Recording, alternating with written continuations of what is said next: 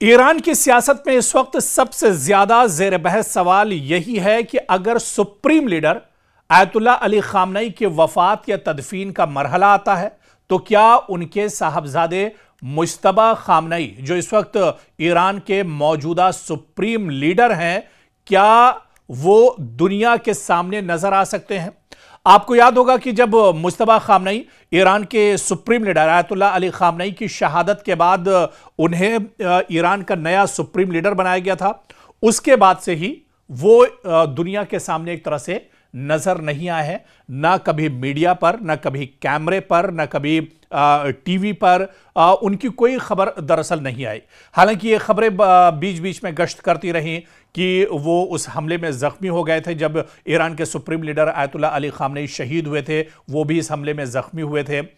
जख्मों को लेकर भी और उनकी हालत को लेकर भी कई तरह की जो खबरें थी, चेमेगोइयाँ थी, वो भी एक तरह से उस पर भी बात होती रही। और कुछ दिनों के बाद अमेरिका ने भी बाकायदा इस बारे में बताया था कि ईरान के सुप्रीम लीडर मुज्तबा खामनई जिंदा हैं। हालांकि वो कुछ जख्मी हालत में ज़रूर हैं, लेकिन बाहयात हैं।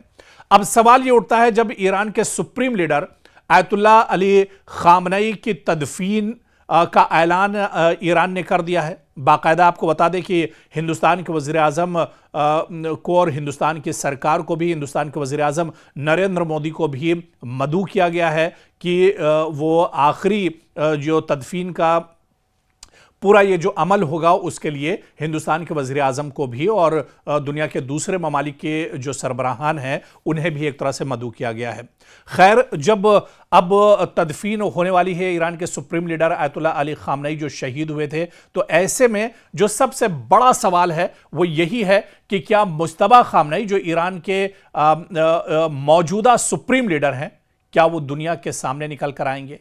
क्या वो अब दुनिया के सामने एक तरह से अब जाहिर होंगे? ये सवाल दरअसल बहुत बड़ा है, क्योंकि यह सवाल इसलिए भी अहम है कि मुज्तबा खामनई कई बरसों से ईरानी सियासत के सबसे पुरस्कार और बाअसर नामों में शुमार किए जाते हैं, लेकिन अवामी सतह पर उनकी मौजूदगी इंतहाई महदूद रही है। ख़ासतौर से अमेरिका, इजराइल और ईरान के दरमियान जब जंग चल रही थी, उसके इस जंग के चलते भी वो एक तरह से रोपोश थे। अब दरअसल मुज्तबा खामनई के बारे में अगर बात की जाए तो ईरान के सुप्रीम लीडर आयतुल्ला अली खामनई के दूसरे बेटे हैं। इनके बारे में तवील अरसे से कयास आराइयाँ भी होती रही हैं कि वो ईरानी इस्टेब्लिशमेंट, मजहबी हलकों और बाज़ ताकतवर इदारों में असर व रसूख रखते हैं। ताहम वो ना तो बाकायदा हुकूमती ओहदे पर कभी रहे और ना ही आम सियासी रहनुमाओं की तरह मीडिया में नजर आते हैं।